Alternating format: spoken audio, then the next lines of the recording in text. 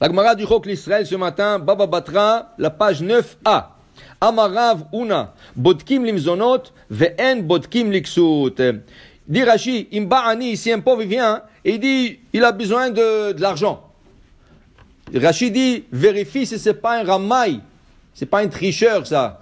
C'est ça, pas un voleur. Stam, il ramasse comme ça de l'argent. Okay? Vérifie est-ce que vraiment il a besoin de l'argent? Est-ce qu'il a de l'argent et il est en train de jouer sur le genre? Ça oui. Mais s'il te dit, j'ai besoin d'un habit, j'ai pas un manteau.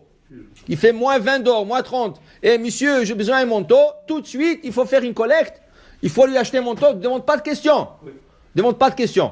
Okay? L'habit, c'est très important. D'ailleurs, Yaakov Avinu, il se sauve de son frère Esav.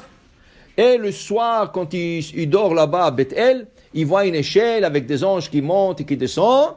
Et le lendemain matin, Hachem lui parle dans le rêve et tout. Le lendemain matin, quand il se réveille, il fait un neder.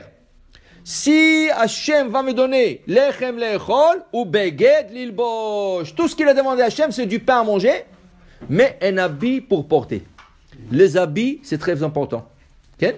Alors, quelqu'un qui te dit, il a besoin de manger, il a besoin de tzedaka, qui tu es, où tu es, qu'est-ce que tu fais, ça, il faut vérifier. Quelqu'un te dit, il n'a pas un manteau, il n'a pas une chemise, il n'a pas... Ça, tu lui donnes, tu ne poses pas de questions. Tu lui donnes. Okay? Ibaetema kera, vibaetema svara. Si tu veux, la Gemara te dit, je peux t'emmener un verset qui appuie cette opinion, et si tu veux, je peux t'emmener une svara. Svara, ça veut dire logique, on ça. Ibaetema svara, la logique, hakamevazé, ve'akolokamevazé. Parce que quelqu'un, il te dit, il n'a pas d'argent, et tu vérifies, il n'y a pas de bisayon, je vérifie. Mais si quelqu'un te dit, il n'a pas un habit, alors il est nu, entre-temps, il est mal habillé entre-temps, c'est un bisayon. Tu ne peux pas laisser un juif avoir une bisayon.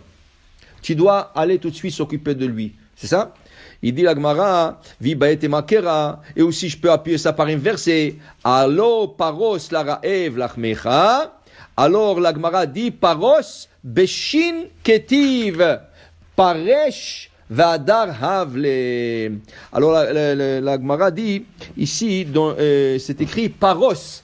Mazel lifros. Lifros, c'est trancher le pain. Lifros lechem, un pain tranché, lechem parous. Alors la Gemara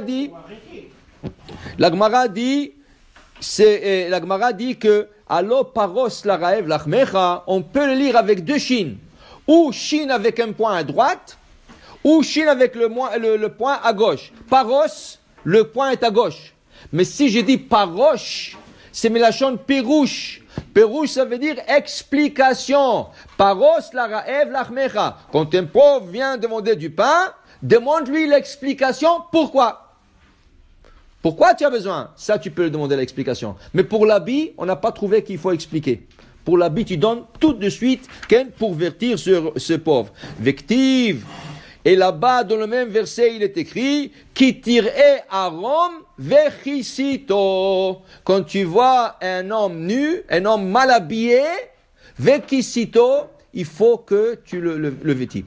Le Midrash rapporte, il y avait un père.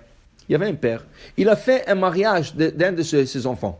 Il avait deux enfants qui habitaient hors de la ville, très loin. Un était riche, l'autre était pauvre. Un était riche, l'autre pauvre. Alors il a envoyé la lettre à son fils riche. Il a dit, mon fils, Bezrat Hashem, il y a ton frère qui se marie, viens avec tes enfants, viens avec ta femme. Tout ce que tu vas dépenser pour le mariage, moi je te le paierai. Alors, ne fais pas de compte. Et lui, Baruch Hashem, l'autre était riche.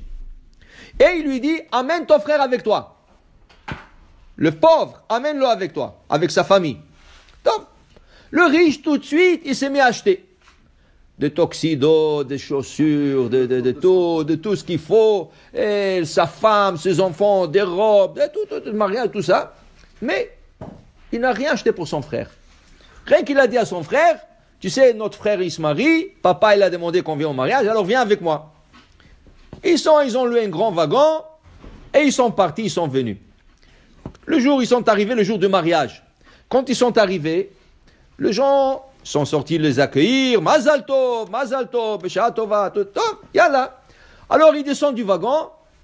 Le frère est senti bien habillé, Oh, beauté et tout ça. Les gens disent, ah, je t'abarque chez moi, quelle beauté et tout ça. La famille bien habillée et tout ça.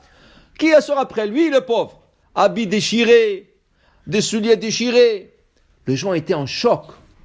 Le père, il a vu ça. Il était en choc. Mais il ne voulait rien dire. Il n'a rien dit.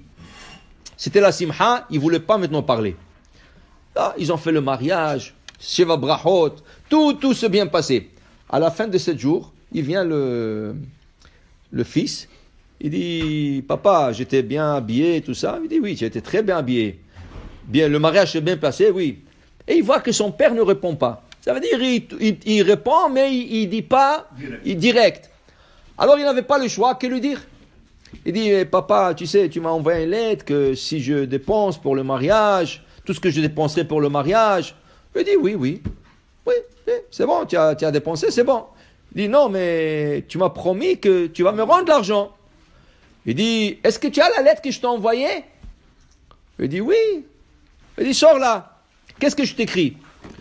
Tout ce que tu feras pour mon honneur et tu dépenseras pour le mariage, je te paierai.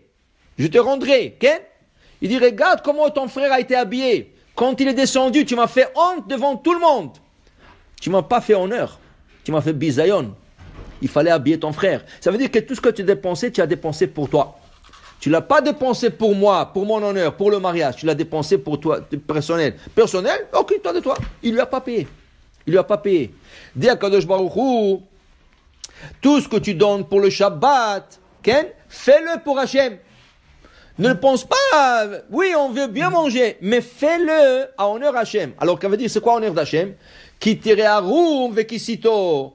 Paros la raiv lachmecha. Quand tu vois le Shabbat, il y a des gens qui n'aiment pas à manger. Bon, Hachem, tu as bien ton Shabbat, tu as bien préparé ton Shabbat. Mais il y a quelqu'un qui n'a pas à manger, occupe-toi de lui. Parce que Akadosh Baruch Hu, qu'est-ce qui était dit à Akadosh Baruch Hu? C'est écrit dans la Lacha, dans le Shulchan Aruch. Tout ce qu'une personne dépense pour le Shabbat, Hachem le rend. Hachem va rendre toutes les dépenses de Shabbat. Tu achètes du bon vin, tu achètes de gros poissons, tu achètes de la bonne viande grasse. Tout ce que tu achètes pour Shabbat, Hachem te promet, Banaï, le vous alay vaniporea. Mes enfants, achetez pour moi, et moi, je vous rends. Oui, alors après, à la fin de l'année, Rosh Hashanah vient, Akadosh Baruch Hu, je ne vois pas que j'ai reçu un plus grand chèque de vous. Hein? C'était la même chose. Hein? Akadosh Baruch Hu dit, qu'est-ce que j'ai dit? Sors le papier. Qu'est-ce que j'ai dit? Banaï, faites honneur, faites-moi honneur. Tu m'as fait honneur, tu as fait honneur à toi-même. Tu voulais manger des bons poissons, de la bonne viande. Est-ce que tu as occupé de ton frère le pauvre? Si tu serais occupé de ton frère le pauvre, tu l'aurais donné à manger, tu l'aurais vêti, l'Ichvot Shabbat, je n'aurais rien dit. Mais maintenant que tu as fait pour toi, débrouille-toi. Tu comprends? Alors pour dire qu'il faut s'occuper et pour manger et pour vêtir le pauvre, seulement pour manger, on fait une petite investigation. Pour le vêtir, il n'y a pas de question, tu lui donnes tout de suite. Baruch Adonai Le'olam. Amen. Amen.